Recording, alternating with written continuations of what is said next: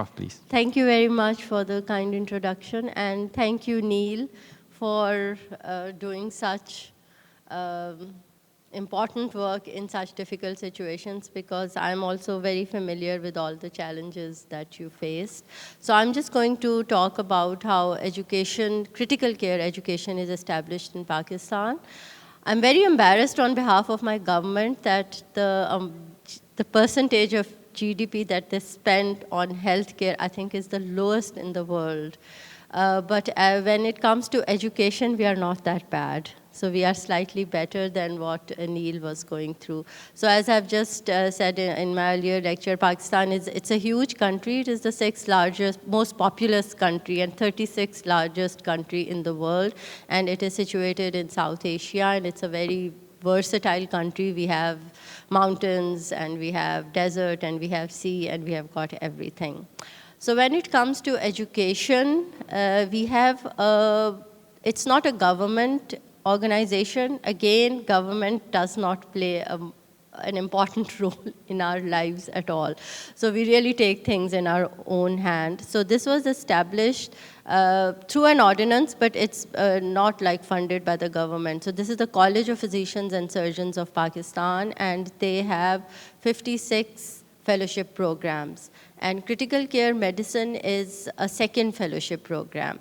And efforts have been going on since 2004 to establish critical care as a specialty, not a first specialty, but you have to have a fellowship exam taken and done your training in either pulmonology or nephrology or internal medicine, surgery, anesthesia. And then you can start your training in critical care medicine. So all the students who do this training program, they have to register with the college, their research and training monitoring cell, and they have to be supervised by an approved supervisor. And this training can take place only in centers that are recognized by CPSP. And the curriculum has been in place since 2004 and has been reviewed just recently, and it is a competency model following the ACGME guidelines of the medical education training. And the training is for 2 years. Out of that, 18 months have to be done in a critical care unit, which can be surgical, medical, or cardiothoracic. And 6 months, the training have to go through other specialties, like for most of the trainees are from anesthesia background, so it is important that they rotate in other specialties like cardiology, pulmonology, and similarly. And they also need to have e-log book so that they can log all the cases that they have seen during their rotations. And they are also, it is mandatory to do 3 workshops. These workshops are held within the College of Physicians and Surgeons. That is an introduction to computer and internet, basic research methodology, because at the end of these 2 years, the candidate can appear in the exam only if they have done 1 audit and a publication, a research publication. So they need to do the workshops before that. That is mandatory part of it. The faculty of critical care medicine consists of these 6 doctors, and 3 of them are anesthesiologists, including myself, and 3 are pulmonologists, and you can see a general here. So military institutions are very well structured, and both in training and in exams. So this small faculty, now keep in mind the population of Pakistan, which is nearly 200 million. So for critical care training, the core faculty consists of these 6 basically trained doctors who are holding exams and doing the fellowship training programs. So altogether in the whole country, we have 8 centers that are recognized for critical care medicine training. 2 of them are military organizations, and the rest, it's a mix of private as well as public hospitals. So equal representation of both private and public hospitals. And there are only 18 supervisors.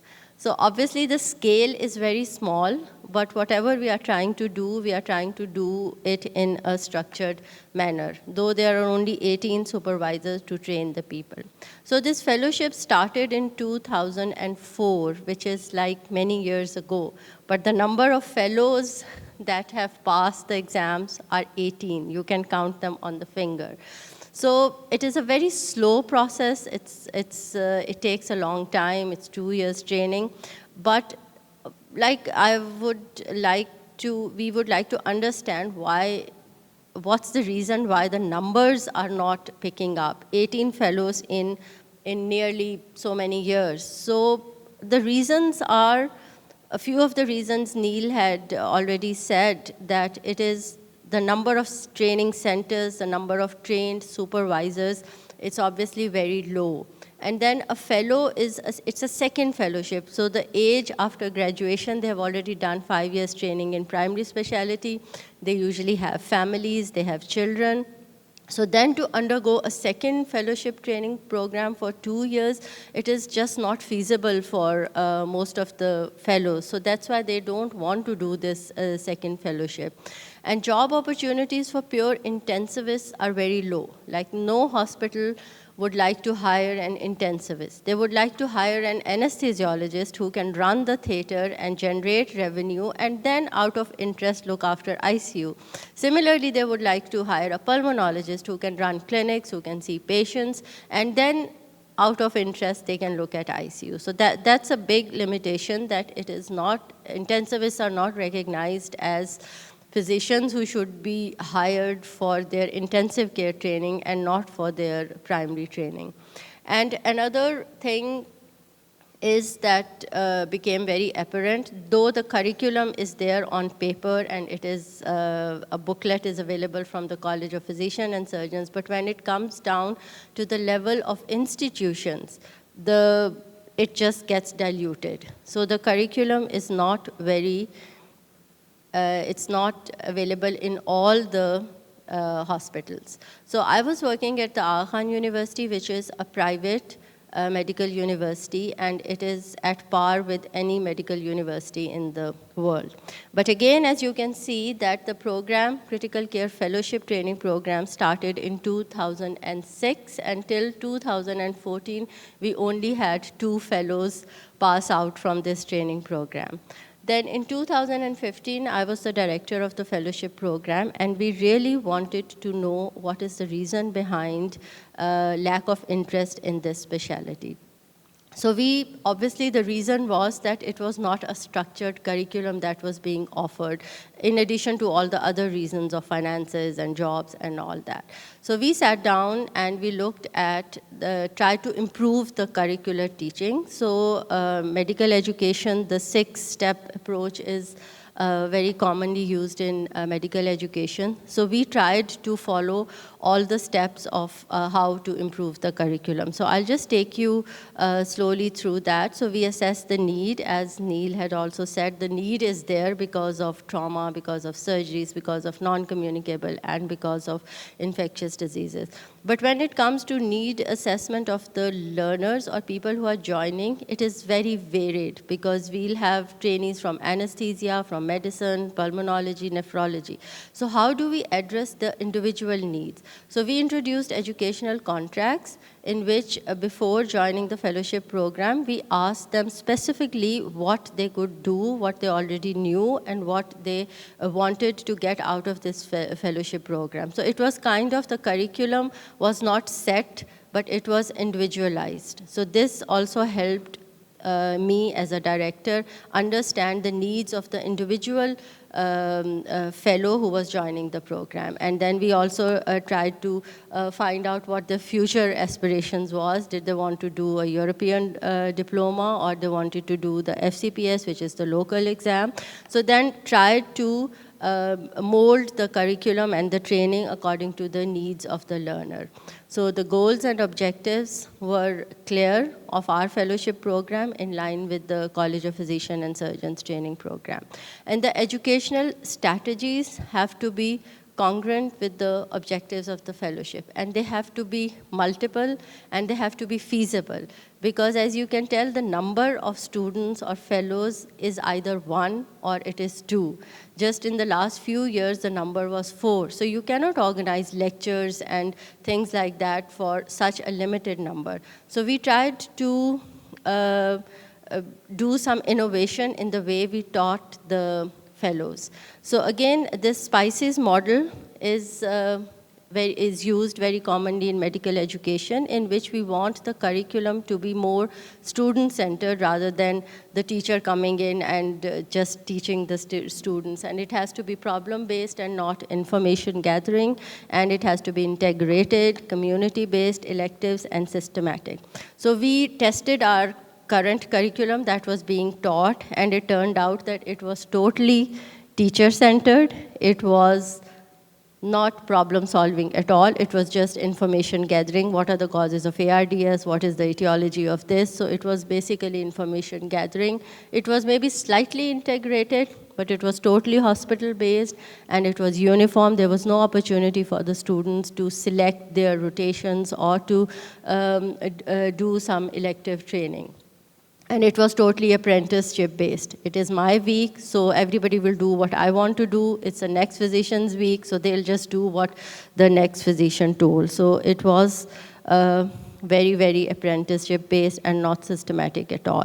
And this is what we decided, that we'll make the curriculum. We have to introduce teaching strategies that will make it totally student-centered. And it has to be maybe mostly problem solving and not information gathering, slightly integrated. And unfortunately, critical care, it has to be hospital based, but we would like to give the fellows an opportunity to go and work in other setups, maybe in a burns unit, maybe in a cancer hospital, so that they can do what they really want to do. And instead of apprenticeship model, it should be systematically, and they should not only depend on whatever cases they are coming, but they should have a core set of things that they would learn. So the educational strategy, obviously the most important is to encourage them to learn on their own, because they are older, they have already done one training program. So teaching sessions, it's very difficult in ICU to have organized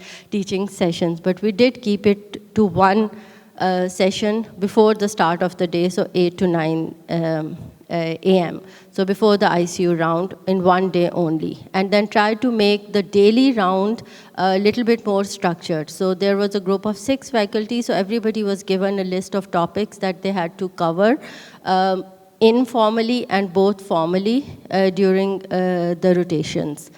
And then I'll just share with you a few novel strategies that we applied. One was, we made sure that each fellow keeps a track of whatever they are doing, whether they are getting taught or whether they are teaching nurses, technicians, medical students. So they need to build up their portfolio and keep a record of all the educational activities that they did. Then another thing that I found very innovative and very useful was reflective practice. So there are 2 forms of reflective practice that we introduced. One was pun and den. So each fellow, during the course of the day, if they had like patients' unmet needs, would trigger their educational need. So they had to keep a track. I know it was time consuming, and because it is in English, so that was a problem. Initially, it wasted a lot of time and the fellows were not too happy doing it. But gradually, with reinforcements and telling them not to write a lot, but just to identify what they did not know, and the patient triggered them to learn something and how they covered there. And then especially the next one is critical incident evaluation. So if there was a critical incident, they had to think about it, talk about it, write about it, and then think what they would do better or differently next time. So in order to make the curriculum more task-based, so it was like calculating the Apache score, calculating the nutritional requirements. So it was more tasks were given to them rather than just memorizing the caloric requirement or memorizing the severity of disease or whatever. So we tried to introduce these strategies to make it more task-based learning. And then evaluations, if they are not done, everything just gets forgotten. So we definitely introduce both formative and summative assessment. And we had evaluation of their ongoing evaluation by the postgraduate medical education program of the hospital, plus whatever cases they presented, whatever M&M, journal clubs, they were assessed as well. So this was the different weightage given to the professional development record, to the reflective practice record, feedbacks, then the research that they had to do, and then the formative assessment. So in the end, at the end of the 1 year, then they were either promoted or not promoted to the next year. And they were also given an opportunity to evaluate the program and identify anything that they would want to be done differently. So this curriculum was revised, and obviously implementation can't be done by one person. It has to be the effort of all people involved, especially starting with the hospital administration, the department chairs, and because it was a joint program between the departments of medicine and anesthesia, so everybody needed to be on board. And I think it really helped because the number of fellows from 2015 has been 4 per year consistently, and not 2 fellows in the last 10 years. So I was very happy with this program. There is certain things that we still need to do, and most important is the work-based assessment that need to be introduced both at the college level and at the hospital level.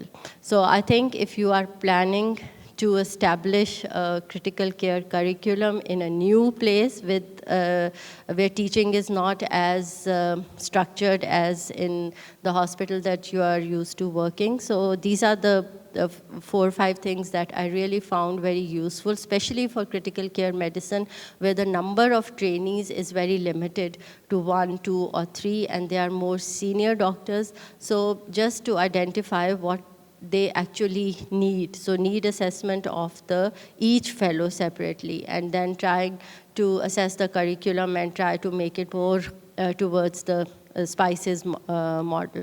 And task-based learning is very important. And I think the most important thing is reflecting on how we are teaching them and what they are getting out of the training program. So stopping every month or every week or at the end of every day to reflect on what we have done good and what needs to be done better, I think is the key to any educational program, but especially critical care medicine because the numbers are so small.